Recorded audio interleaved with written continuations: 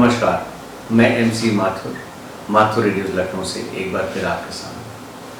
आज मैं बात करूंगा common causes of hearing loss. कान का नुकसान क्यों होता है और उसके क्या क्या कारण हो सकते हैं। जो बहुत कॉमन कारण है, जो बहुत ही पॉपुलर हैं, जिसकी वजह से प्रॉब्लम्स होती हैं, वो मैं आपको बता दूं। सबसे पहले तो आपका उम्र का ही सबसे बड़ा कारण होता है कि उम्र के हिसाब से कान कमज़ोर होना शुरू हो जाना। दूसरा कॉज होता है कि शोर में बहुत लंबे समय तक काम करना।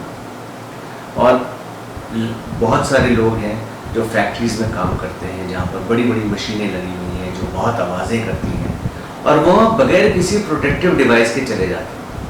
ज़्यादातर फैक्ट्रीज़ में ये प्रोविज़न है कि वो आपको एक ईयर मफ देते हैं जो आप कान के ऊपर पहन सकते हैं, ईयर प्लग्स देते हैं जो आप लगा सकते हैं, और उनके ज़रिए आप अपने कान को बचा सकते हैं। लेकिन हम लोग अपनी जवानी में शायद भूल जाते हैं कि उसकी हमें आवश्यकता है, और हम ऐसे ही आवाज़ को बर्दाश्त करते हुए फ्लोर पे उतर जाते हैं। ज़्यादा देर तक उस फ्लोर पे रहना हमारे लिए नुकसानदायक होता है, और उम्र बढ़ने के बाद हमें कान में तकलीफ होना शुरू होती है।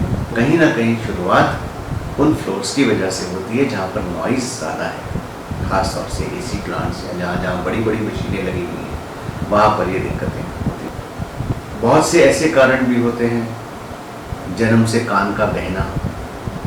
अब किसी का कान बहता है किसी वजह से, तो वो दिक्कत करता है, वो कुछ उम्र के बाद जाके कान खराब होना शुरू होता है। बहुत लंबे समय तक खांसी जुकाम रहना, ये भी एक कारण बन जाता है आपके कान के नुकसान में। तो आपको ध्यान रखना चाहिए कि अगर आपको खांसी जुकाम है तो उसका तुरंत इलाज करें। कभी कभी हेरिडिटरी, पीढ़ियों से चला आ रहा है कान का नुकसान, ऐसा भी होता है।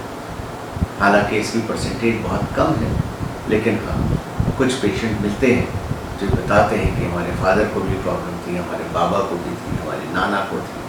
तो उस तरीके से कभी कभी फैमिली में आ जाता है।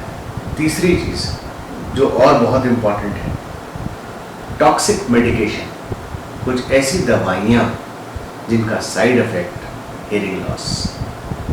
तो अगर कभी आप कोई दवा ले रहे हैं, कोई लंबे समय से बीमारी का इलाज चल रहा है, तो आप अपने डॉक्टर को ज़रूर पूछें, ज़रूर बताएं क्या इसका कोई साइड इफ़ेक्ट हमारे कानों को तो नहीं हो।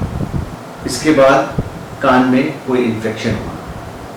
अक्सर ऐसा होता है कि किसी किसी के कान में मैल बहुत ज़्यादा बनता है, और उस मैल को निकालने के लिए हम लोग अपनी लोकल ज़बान में मैल बोलते हैं, है तो वो वैक्स, जिसको हम लोग सिरोमिन कहते हैं। तो उसको निकालने के लिए आप किसी भी चीज़ से कान को कुरेदना शुरू कर देते हैं। नहीं, कान में तिनका किसी भी तरीके का नहीं जाना चाहिए। अगर आप कान को कुरेदते हैं तो वो आपके लिए हानिकारक है। अगर आपको वैक्स ज़्यादा बनता है, कान में खुजलाहट होती है, तुरंत नाक कान गले को डॉक्टर को दिखाइए और अपनी इस परेशानी को दूर करिए। और भी कारण हैं, जैसे सर पे चोट लगना, उसकी वजह से भी होता है। चक्कर आना, उसकी वजह से भी होता है। या कुछ हमारे पास ऐसे भी केसेस आते हैं जो ठंडा गर्म, कूलर के आगे सो गए, अब रात भर में कान में प्रॉब्लम शुरू हो गई। या बाहर गर्मी से आए और जल्दी से खूब सारा ठंडा ठंडा पानी पी लिया। कहीं ना कहीं इस तरीके की चीज़ें नुकसान करती हैं। और दूसरी चीज़, एक्सपोजर टू लाउड साउंड से मतलब एक हम और भी जोड़ेंगे, कान के पास पटाखा, बंदूक की आवाज़। आर्मी में काम करने वालों को बहुत सतर्क रहना पड़ता है, तो कृपया अपने कान का ध्यान रखें, और अगर कोई दिक्कत हो तो सबसे पहले नाक कान गले के डॉक्टर को दिखाएं, कान की जांच कराएं, और अगर ज़रूरत पड़े तो फिर कान की मशीन लगाएं। धन्यवाद। अगर आपको मेरा ये चैनल पसंद आए तो इस पर ज़्यादा से ज़्यादा लाइक्स भेजिए और इसको सब्सक्राइब करिए। Thank you.